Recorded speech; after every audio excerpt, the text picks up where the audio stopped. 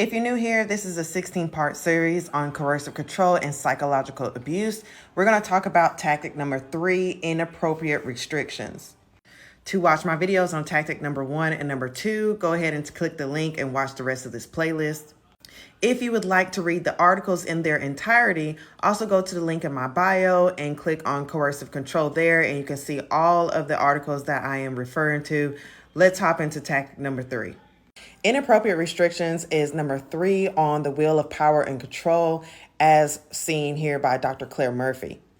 As the article suggests, some inappropriate restrictions that are enforced upon women are making her late for appointments, demanding that she account for her time, and are expecting to ask for permission. And I've seen that a lot on TikTok, okay? We have that whole scenario where, both parents have kids. Man just walks out and goes and does whatever he wants to do, but the mother has to ask for permission or make arrangements so that she can hang out with her friends or go run errands or do whatever she has to do. Those are examples of inappropriate restrictions. I want you to read this part right here. It says inappropriate restrictions at the bottom. Restrictions are methods used by some men so that they can muscle more space for themselves and reduce the space for women to express themselves and their freedom. Again, coercive control methods. A lot of times we try to figure out why we are in the spaces that we are when we look around and our relationship turns out to be totally different. These are not by mistake. This is not coincidence. These are actual control and abuse methods. Let's talk about some maybe familiar scenarios. So discourages her from her own interests. In this case, between Brian and Waywin, Brian would do his own thing all the time and then make it awkward for Waywin to do hers, and even called her selfish. This may be something that's hard to spot at first because we've been so socialized to kind of feel like this is okay. But in the past, what it's looked like for me in past relationships is, going somewhere or out with my friends, and then maybe the guy saying something like, without me, or, I wish I was going to, just trying to make you feel real guilty about having interests outside of him. Another one is him intruding or interrupting your activities.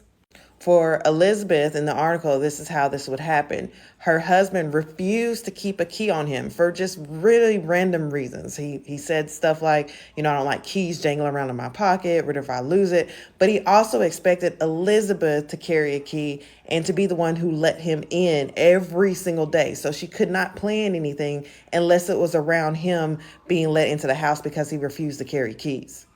In the article, she expresses how even as that was happening, if she was home 5 or 10 minutes late, then he'd have an attitude, he would be fuming, he'd be upset because he couldn't get into the house.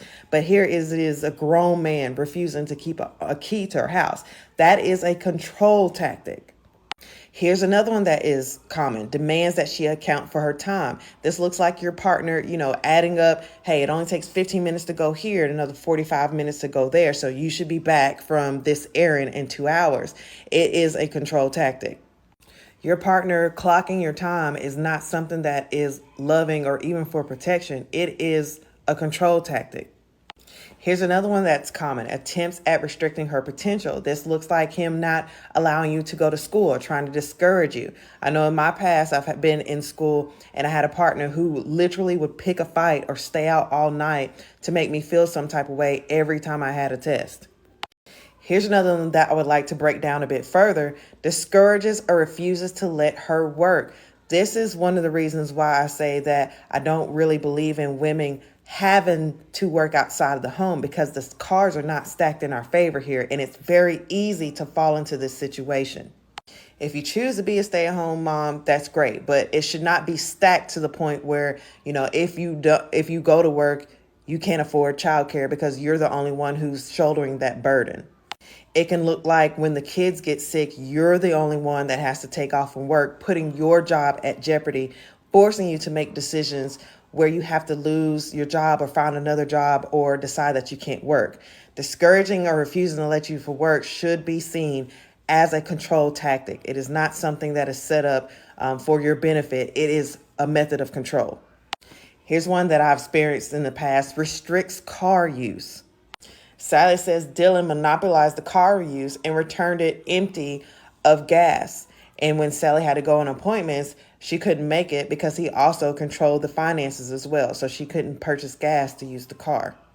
It could look like your partner, even if you have more than one car, your partner is driving the most expensive and the one that's in the most working order, leaving you with a broken down car with nothing that works, and then refusing to have it fixed or to pay for it to be fixed.